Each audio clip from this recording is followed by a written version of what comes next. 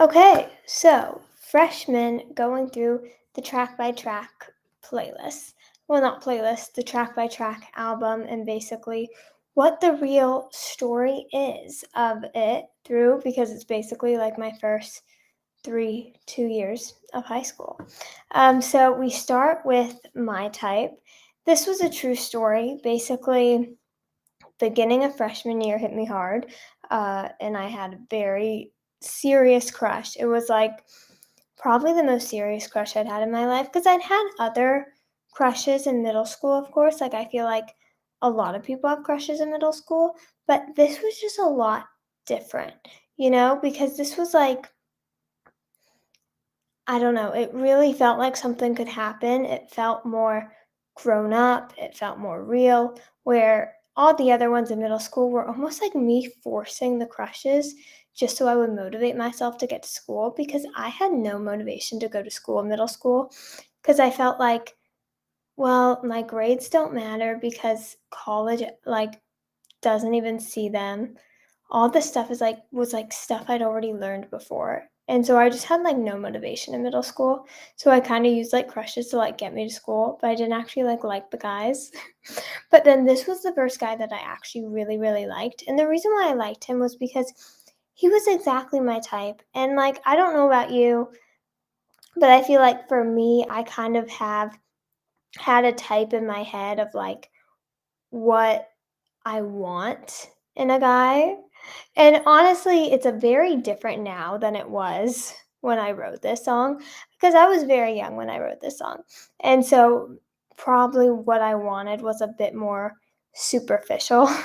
Like, ooh, he's cool, he's a bad boy, like he owns a leather jacket, he rides a Harley, like, he's like Jess Mariano from Gilmore Girls. Where like now I don't like that's probably not as much. It's still my type, but whatever. I try to not be as superficial. It's about the personality, it's about compatibility. But at the time, it was like, ooh, this is everything. Um, and so that was what I wrote my type about. And then already there is kind of an interesting next step on the album because then it's about, actually telling the person that you like or have a crush on that you like them, which is one of the most difficult things to do. I honestly don't really recommend doing it, to be honest. Always, well, I don't know. I guess I kind of do because somebody has to do it.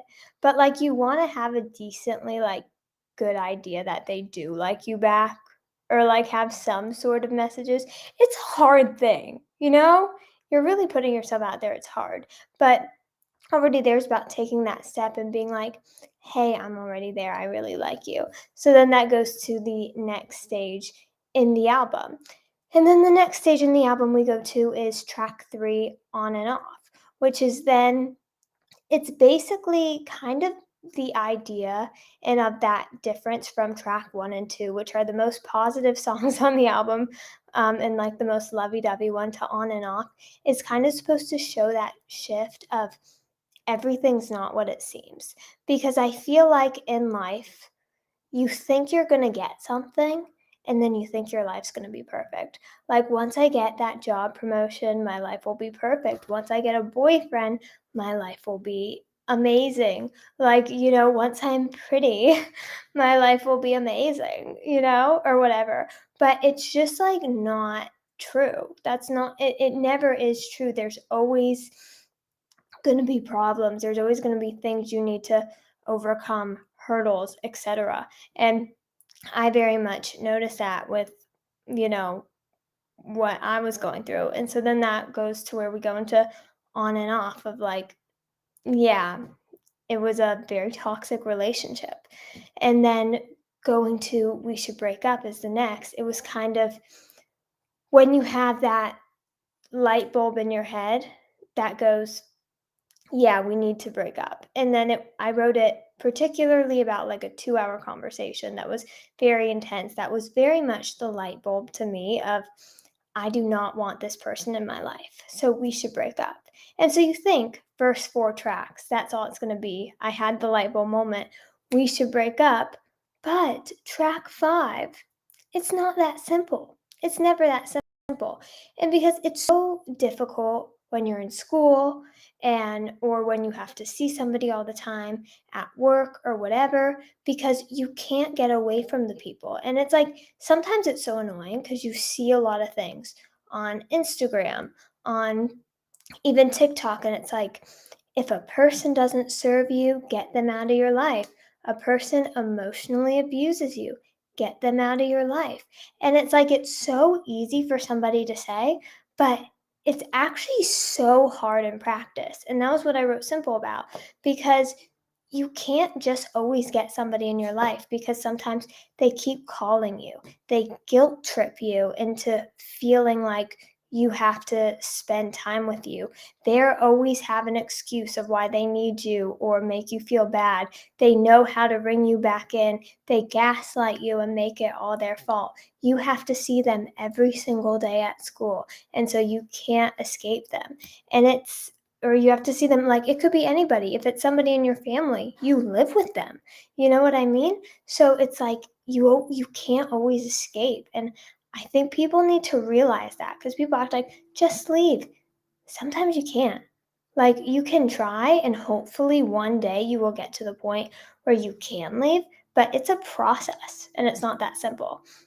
And then we go to track 6, which is special, which is kind of like still being in the relationship and still dealing with it, even though you know it's toxic, you know it's unhealthy, like you know they're an emotional abuser, but you just cannot get out. And so you kind of start getting a little savage, like, because you kind of start getting like a little angry and a little testy. Like I noticed that because I was staying because I had to and I had no choice and was forced to.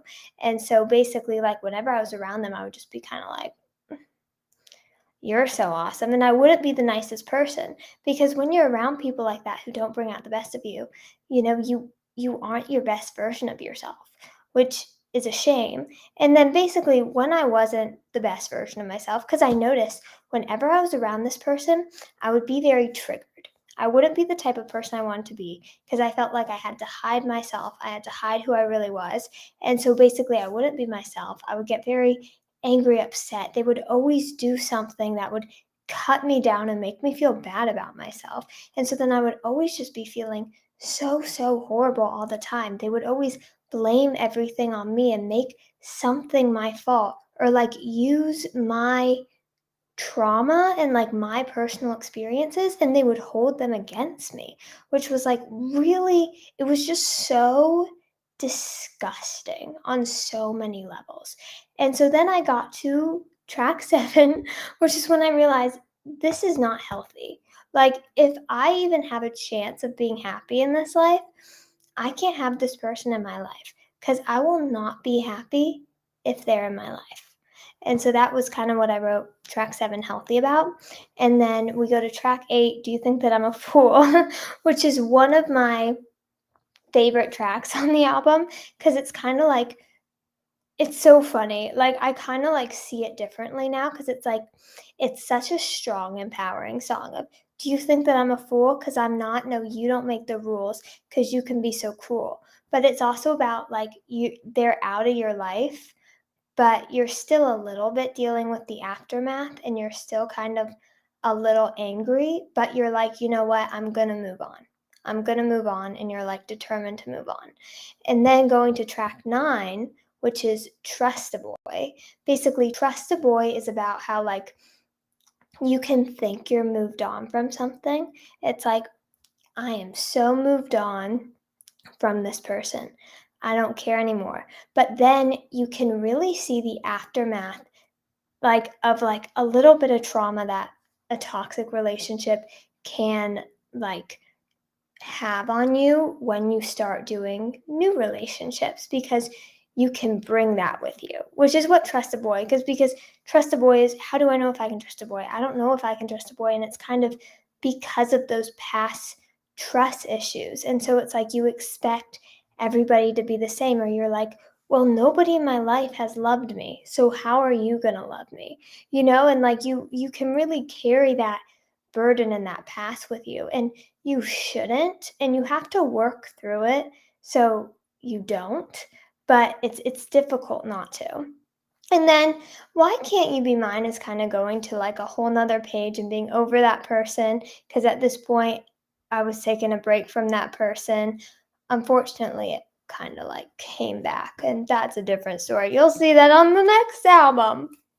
Whoop whoop. But yeah, so then basically I realized, you know what, I need to focus on like myself and my own stuff and my own goals and what I want in life. And but then none of my goals were really like working. And I was getting really sad because I was working really hard to like try to make my goals happen, but none of them were just happening. And I just felt like a failure all the time. And so that was what I wrote, Why Can't You Be Mine about? Because I was like, oh, like I'm doing everything that I can, and I can't force something to work out because if it's not God's plan, it's not going to work. But I was like, oh, why can't you be mine? So I was very upset. And then going to pretend was about another person, actually. So basically, I'd kind of started, you know, having a relationship with somebody else, and the whole relationship just turned out to be a scam and a fraud. And they were just using me and didn't care about me. And so then it turned out to be all pretend. And it was like very gut wrenching. And that's what I wrote pretend about, because I was like, I thought we had love. Like, I thought you cared about me. I thought you believed in me. I thought you supported me. But it was all pretend. And it was just, it broke my heart. Can you sing the chorus of the song that you were talking about? We had it all. We lived on the edge. Did we go too far to more than just friends? Hey, Ruby, what happened to our future? Feels like the end. Thought what we had was love, but it was all pretend. And then track 12 is where we go into Against Us, which is a very interesting one because so basically then at this point it was kind of the end of like freshman year, and I'd found somebody like that. Basically it was really awesome. They confessed their love to me, and like I'd never really had somebody like confess their love to me and be very kind and be like, oh, like I think you're so cute, like I've had a crush on you for so long, like I wish I said something sooner. And it was like the best feeling in the world because I never really felt that before. So I was so excited. And I was just like, this is the best thing ever. But then basically what happened is it was really sad because then I was moving somewhere else and he was moving somewhere else. Hi, Martina. And so then we never got to see each other again. But then we were like, you know what? Like let's do it long distance. Like let's text each other all the time every day. Like we really like each other. We'll be able to see each other all the time. But then he ended up doing something with another girl. And at least he told me about it. And honestly, looking now, it's fair. Like, like a long distance relationship when you're like 15 probably isn't the best idea. But at the time, it really gutted me. And so then I wrote Against Us, which was basically the odds were against us, which I was saying because I mean, the odds were against us. A cross country, long distance relationship probably wasn't going to work. Did it still break my heart? And was I still, and also I did something really bad and I wrote another song about it, but it didn't make the album, which is and it's so embarrassing. And the only reason I'm sharing this is for advice for you not to do it. Because basically, he told me he did something with a girl. And I was like so upset. So then I was just like, decided to lie and say, well, I did something with a boy. Well, I did something with a boy too. So yeah. And I didn't. And then I felt so dirty about it. And like it was such a like lying move and such a bad thing, and I feel really guilty about it still. And that was like a really long time ago.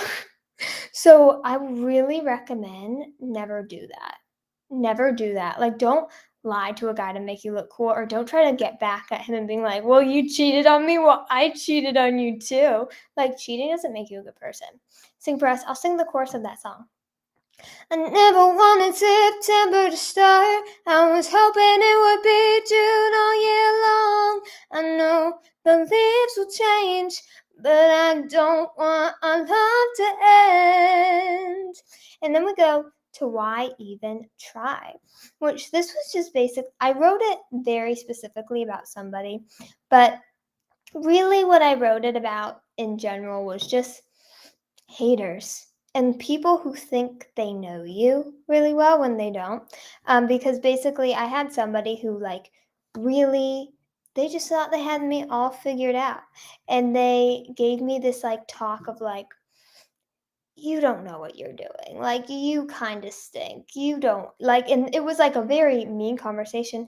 And it was like I was going to fight back, but then I ended up not fighting back.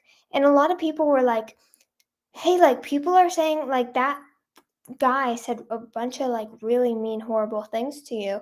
Like, why aren't you fighting back and standing up for yourself? But, I really believe that there's a time to stand up for yourself and there's a time not to. And basically, what I just said back was like, why even try? Like, they have their mind made up about me in their head.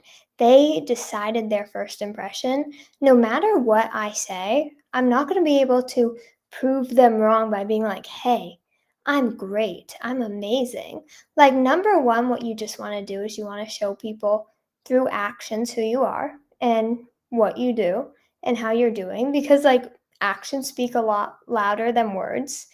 Being defensive never really helps anything. And also, people always just want to make up assumptions about you, or they want to put a narrative of you in their head because it self serves them a lot, especially if somebody is like a narcissist, and I've had some people who are narcissists. And so it's like, basically, I had a situation recently where it's like somebody, I got really hurt by somebody because I was, like, very kind to them and reached out, and then basically, like, they, like, ghosted me after I was really nice to them. Being defensive makes things worse. Exactly. Never be defensive.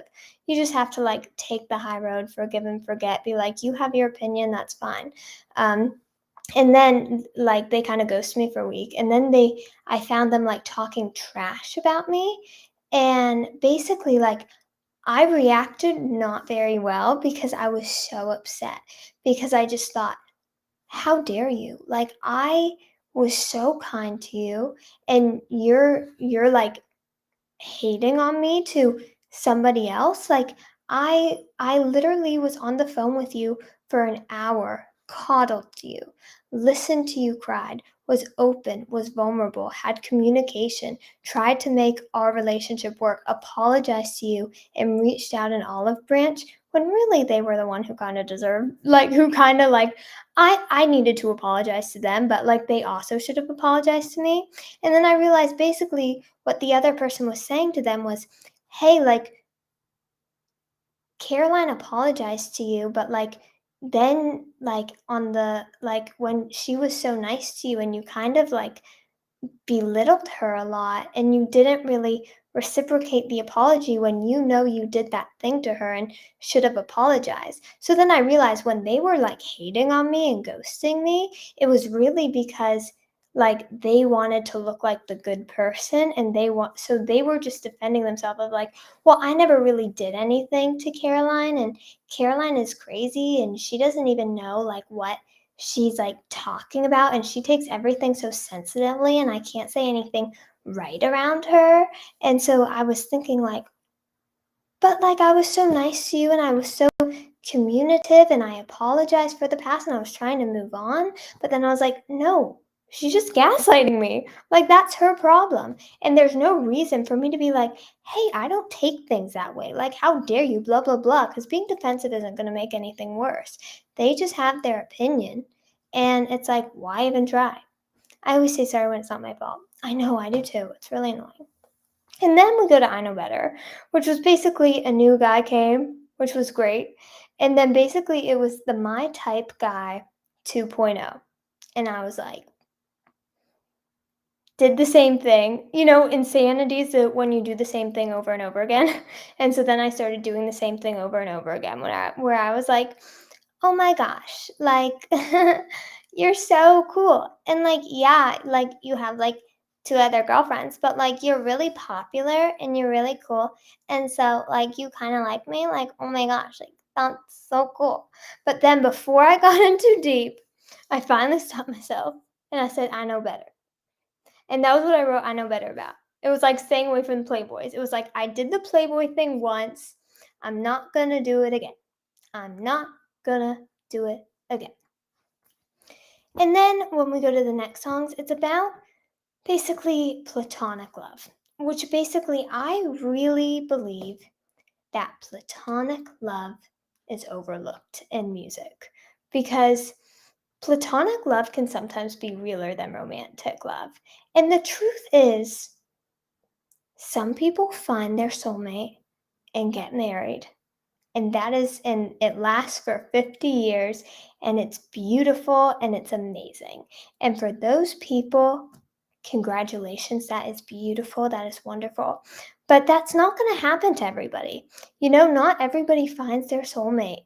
And for other people, they might find their soulmate and their love in their children, not their spouse, in their friends, in their siblings, in their parents, in their mentors, in their father figures, in their uncles, and their aunts, and their grandparents. Like, there are just so many other types of love in this world, and even best friends who you can tell like everything to.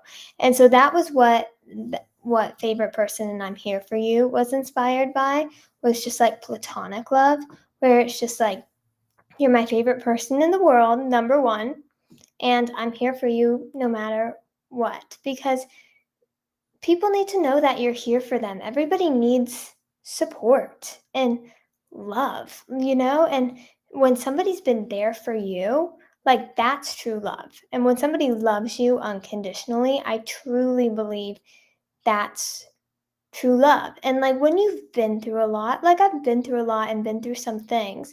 And when I've been through things, I've seen, like, I think when you go through stuff in life, like whether it's a grieving process or something like that, you find out in life who is really there for you and who loves you and who's there for you unconditionally and who isn't. And I found out who was there for me unconditionally and who loved me, and I found out who wasn't. And unfortunately, I found out a lot of people didn't love me and weren't there for me, and it was very difficult.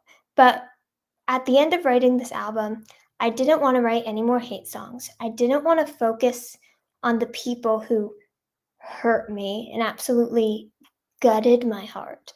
But I wanted to focus on the ones that did and that like were so amazing, and honor them and respect them and say thank you and write these songs as a dedication to them, and I think they really deserved it. And like, they are two songs on the album that will make me cry, because it's just like, it's so pure and true love, and it just means a lot to me. Jesus is the only one who's been there for me consistently. Honestly, Jesus is one of the only ones for me too. So I understand that. Yeah, it's hard. Sometimes humans can go in and out.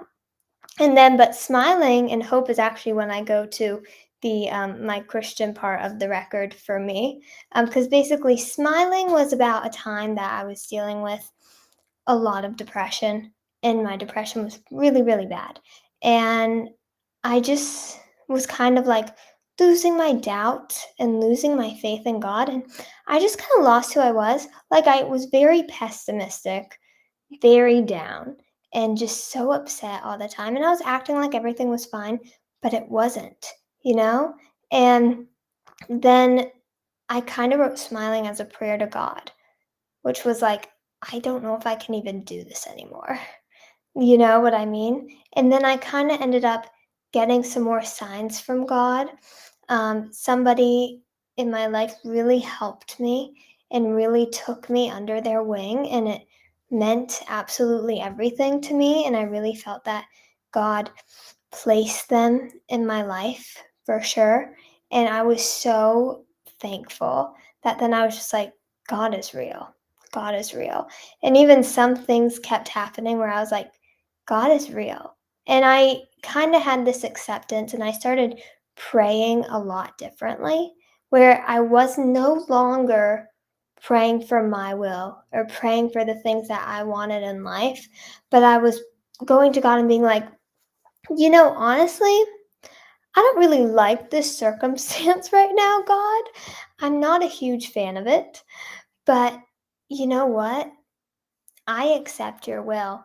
I accept whatever you want, rich or poor, happy or sad. I just want to glorify you and I want to live my life for you and I want to feel that there's something bigger in this world because there's so much tragedy in this world. But if I'm going to keep going in this world and not let my depression tear me down, I need hope and I need to believe in something bigger, and that's you, and you're what I want to live for.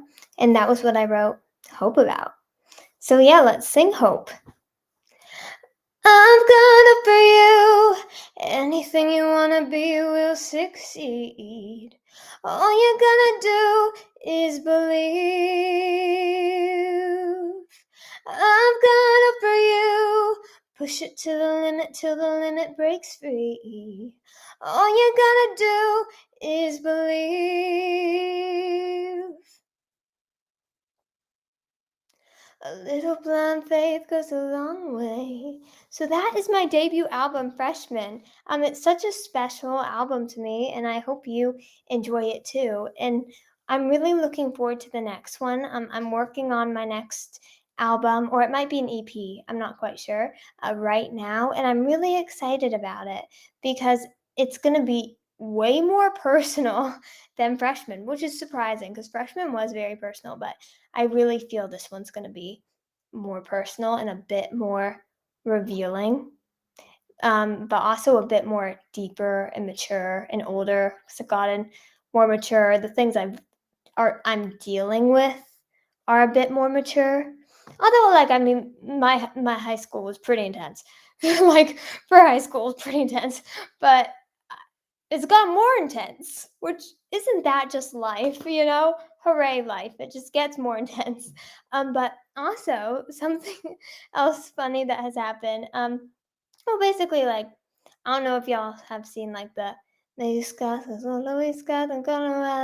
okay? Hola, where I like don't sing the words right. And yeah, I said I don't sing Spanish. That's true, I don't sing Spanish. But I actually do have a Spanish song coming out sometime soon. I recorded one of my songs in Spanish because I thought it would be really, really fun.